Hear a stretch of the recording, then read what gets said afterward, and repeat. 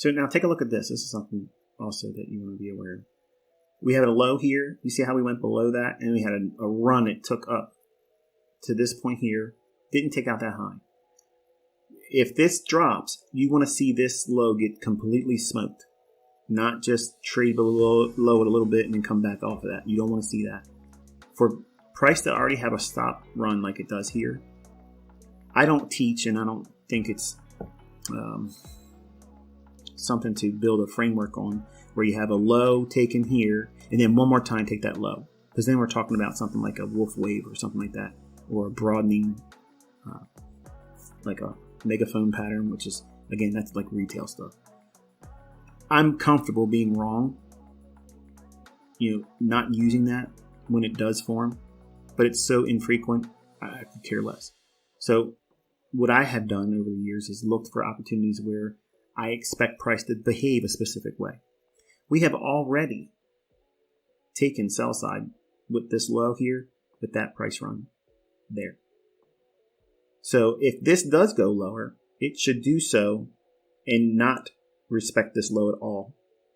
Otherwise, we're creating a low, lower low, higher low. And then we'll want to retrace back up into here, or altogether completely run out the highs here, because this is the relatively stronger of the three averages, the NASDAQ, the ES, and the Dow here. I didn't say anything about the Dow. Okay, forget anything that I mentioned for a second and look at what you're seeing in price. This would probably be unexpected, because you're looking at this. Maybe you frame a target like I have here, and all of this retracement here would make you very uncomfortable. You have to extend your ranges over to, this is that fair value gap that we were looking at here to cause the support. Now we're below it, so we don't want to see it trade above that fair value gap high. Go back to the Dow real quick. What I was mentioning, because we've already seen this low here taken, the stops there, and we had an energetic run. This movement lower, I said that if we trade down to that low and go below it, it needs to be done in an animated manner where it's extremely large range down speed and distance. If you ever watch me doing the executions and I'm recording myself entering and managing the trade, sometimes you'll see me say in text, and I'll type it out in annotations on the chart, I'm looking for speed and distance, meaning that I want to see a specific level be railroaded through, like just completely disrespect it 100%, just run right through it like it wasn't even there. Whereas if this low hadn't been traded to with this lower, I would expect it to do something like this always, where it's a turtle soup type pattern, where it's a false break below and then a reaction like that. I would not expect this low, if it trades below it, to perform like this. I would expect it to give way immediately and allow a run into this area here, and if not altogether below here. Because we have already seen what? A run on sell side. We've already had that. So it's not going to most likely go down below that low just to make a lower low and then rip higher. I don't like to trade that way. I don't see price like that at all. So I internalize price being delivered if it goes below this low, and it might not. I'm just saying that it may not even go back down here, and that's problematic because we want all three averages, the Dow, the NASDAQ, and the ES, to agree. That's simple Dow theory. That's market breadth, the way we can expect the continuation of a specific price run, higher or lower, a continuation of risk on, risk off.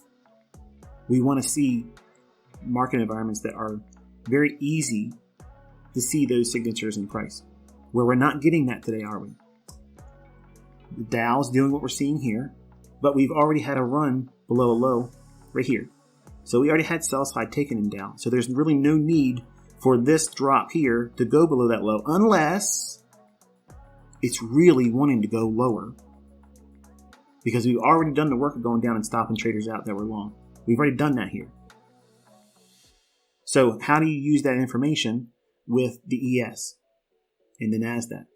That means that you are probably best suited taking profits in the event that your target or targets may not be filled. They may not be reached. So we're using the insight gleaned from one of the indices, which is the Dow here. And that allows us to go back to, let's go back to the NASDAQ first.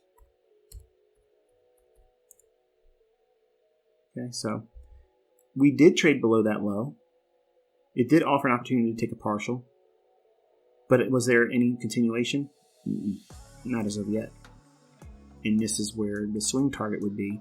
If we break this low here, the fulcrum point, it could, not that it has to, it could swing as much as that 13,029.75. ES failed to get to our objective, got real close to it, but look how many times it's done this. We have a low, we've taken a low, traded higher. This low was taken here, retraced, normal, went below this low once more. At this time, okay, look at the time of the candle. At 10:46, okay? 10:46, let's go back to the Dow. Let us only trade on one chart. Wrong. You don't get the proper you have to weigh things out. You have a low, a lower low. We've already had stop run on Dow. So this drop down, we're watching to see, does it have any willingness to get through this low? And if it does, and if it did, we would expect this particular indice to really give up the ghost. That means just give up and just stop trying to be the strong one of the day and fall. Bend the knee to what the ES and the NASDAQ has been pushing on it. Because it's only 30 stocks versus 100 in NASDAQ and 500 in the ES. So the point what I'm trying to make is we've already had this run on stops. So if this low is taken out, that would have accelerated the down move in ES and in NASDAQ. But because we've already had this run on sell stops on the Dow, we have to be leery of this low being taken because we've already seen sell side liquidity taken out. So anyone that's long here, they had their stop loss trailed here, they dropped down, cleared their stop, they're no longer long. Then it rallied. Did it take out the high? No. But this drop down in here has to allow for, at least in my mind, this is how I teach my students, to weigh out the relationships of intermarket relationships in the three indices. When this candle was coming down and approaching that low, at the same time, ES, right here on that low, when it was trading lower, you should be taking profit, taking some kind of partial. Because if you watch my recordings when I'm doing examples, you can clearly see where I have my best case exit, my target, my limit order is sitting there. But then you watch me doing partials along the way. And sometimes it doesn't make any sense if you're new. Like, why am I taking partials? Why am I not just holding for my targets? It doesn't make any sense. You got, the jokers out there that think they know what they're talking about. And they'll say, partials are stupid, doesn't make any sense. But partials pay every single time, 100% of the time. 100% of the time, a partial profit always makes money. There's never been an instance where you as a trader or me, anyone else, that takes a partial profit where it did not pay you. It always works. That always works. It's 100% accuracy and profitability when you take something off in profit. That's the whole reason why you're doing this. You're not trading to get the best exit, the best entry every single time, because that's unobtainable. You can't do that. You can't. Nobody can do that, okay? There's something that's always going to be a drag on your performance, whether it be your health, your focus, the markets being, well, in my opinion, they're very fickle right now. These are very challenging market conditions. Okay, if I'm in a price run and I'm in a trade, how is the other averages if I'm trading stock indices, or you're trading stock indices, let's say it that way? How do you trust that the trade's likely to continue? Well, the things I'm telling you to look for. But if you have these big road bulletin boards like we saw in the Dow saying, okay, we're having difficulty here, expecting it to go lower because the Dow already ran its sell sign. So if it's not likely to take that low out, then you probably should be taking partials as it's careening into your target. Just take a partial because you might not get that target filled.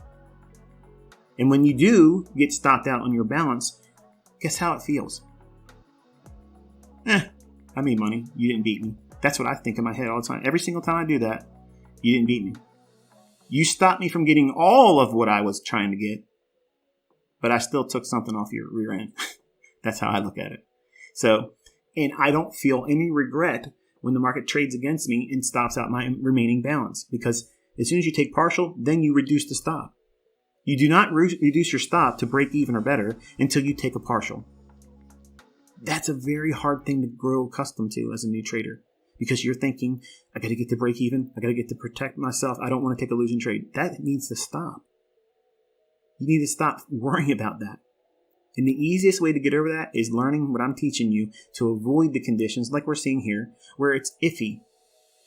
It's really hard for price to have these sustained price runs to reach into your targets without having this choppy retracements. It's frustrating. So that's why I teach in a mentorship capacity.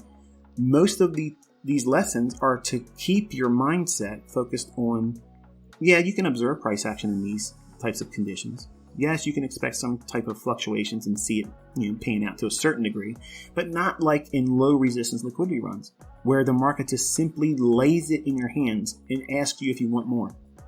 Whereas this one, when it's like this is high resistance. High resistance liquidity runs, yeah, you get movement. Yeah, you can probably see this and that panning out, but you're not getting the full runs. And everything is disjointed. Whereas, a symmetrical market, and this is what you should be writing down in your journal, by the way. A symmetrical market is where the dollar is going higher and the NASDAQ, the Dow, and the ES are moving lower.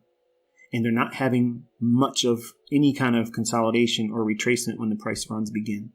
That's a symmetrical market. You have a risk-off scenario, dollar higher, all indices moving in the same direction, and they're all moving very nicely, and all price inefficiencies are being respected. Whereas here, we have a lot of give and take. It's back and forth. I don't like these types of conditions.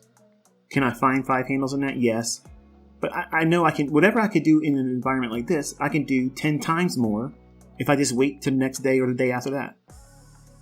That's maturity. That's experience. You, as a new student, don't have that. So you think that the only trade that's ever going to matter is the one you're about to take right now. And your entire career rests upon the outcome of this next trade. It sounds silly, but if you really think about it, that's exactly what you're doing.